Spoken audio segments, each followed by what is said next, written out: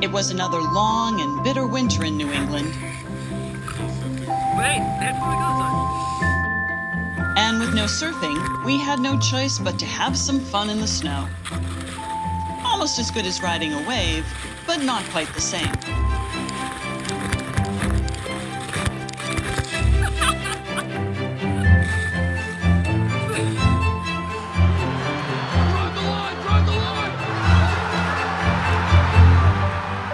So after the Patriots won another Super Bowl and Boston enjoyed another parade, it was time for us to fly south in search of warm weather and waves.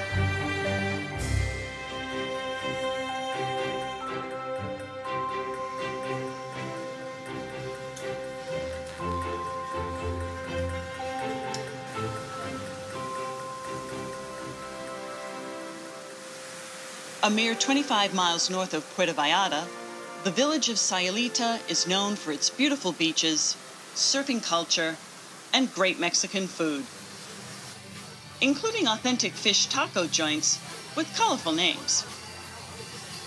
Suelen just got a wonderful tostada, and what's she doing? She's checking her phone. After tasting the local cuisine, it was time to find proper accommodations. So the Ebola tents in Nayarit.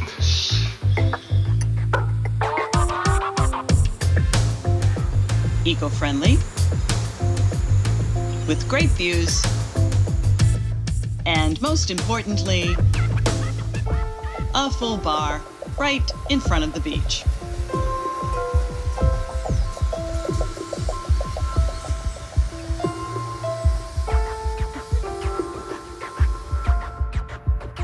Once we settled down, it was time to rent a board at the local shop and get a taste of the local break.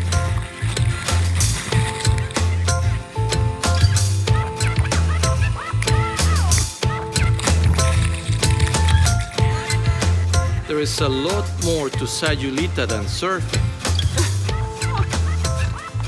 A short 25-minute hike north of the village, there are several hidden and deserted beaches like Playa Las Cuevas. Here we are at Playa Las Cuevas.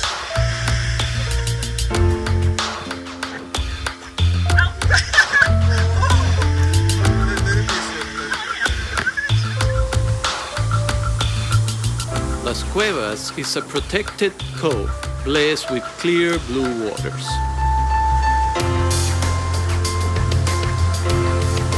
Along with a system of caves, or cuevas, connecting one beautiful stretch of shore to the next. At Playa Las Cuevas, you can explore and swim at your heart's content.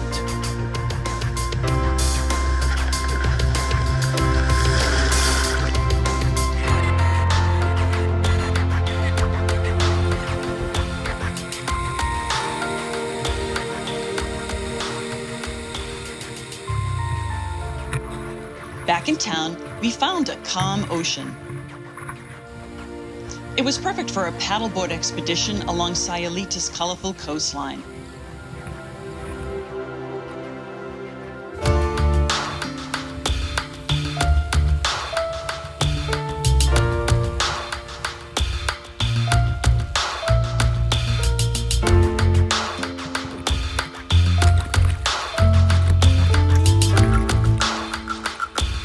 And when it got too warm, it was always possible to jump in the water for a relaxing swim before returning to the beach for a few waves.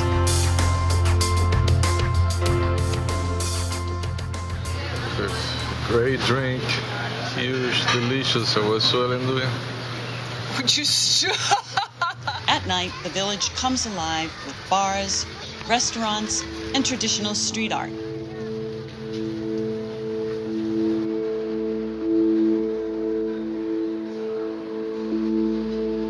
A short drive north will take you to one cozy beach town after another, like the picturesque Lo de Marco along the Nayarit coast. Here in Lo de Marcos, you can get prime real estate accommodations made out of whatever, I think palm tree. And that doesn't preclude them from having direct TV.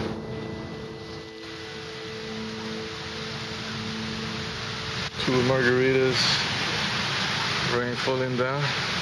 And what's Suelen doing? Looking at her phone. You have to deal with the occasional tropical storm, but that usually means great waves during and after the rain.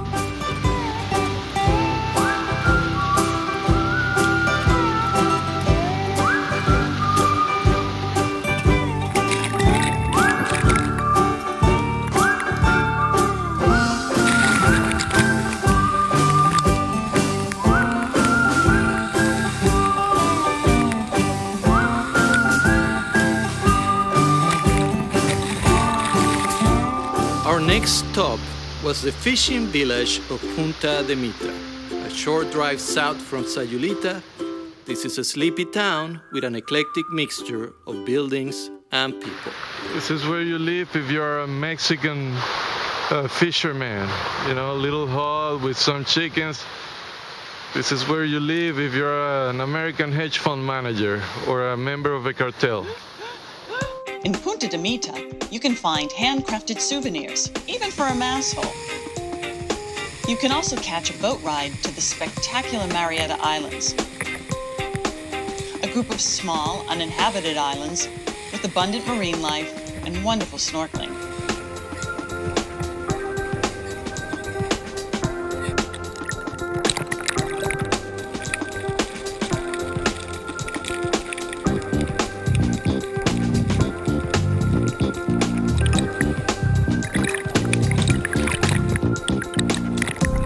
Even better, you can swim into a system of caves that leads to secluded beaches and crystalline waters, ideal for swimming or floating under the sun.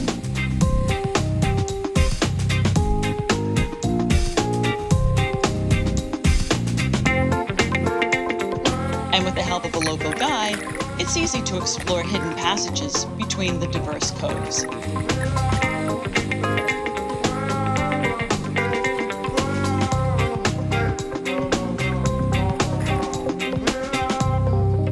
Back in Punta de Mita, we ran into a problem common for Americans in Mexico.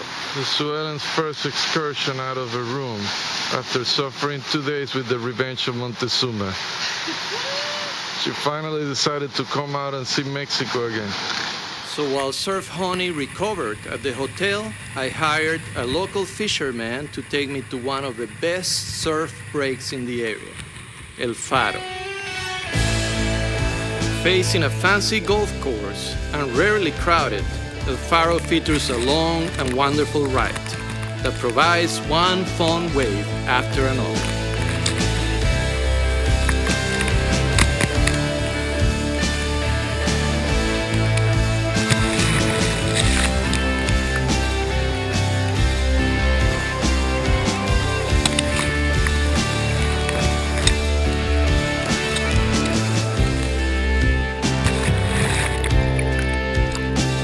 You can surf or watch others join the fun under sunny skies and in warm waters.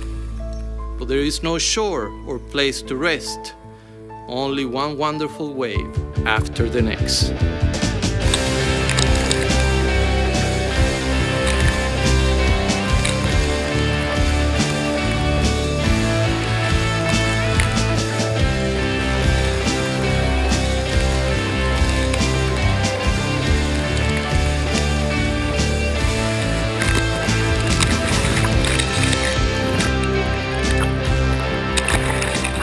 When the session was over, my ride picked me up right where they left me. And we returned to the hotel for one final evening of relaxation in Mexico. The next day, it was time to return to the US and to our favorite Masshole activities. We're in Mexico City waiting for the last plane. What's Suelen doing? Checking her phone.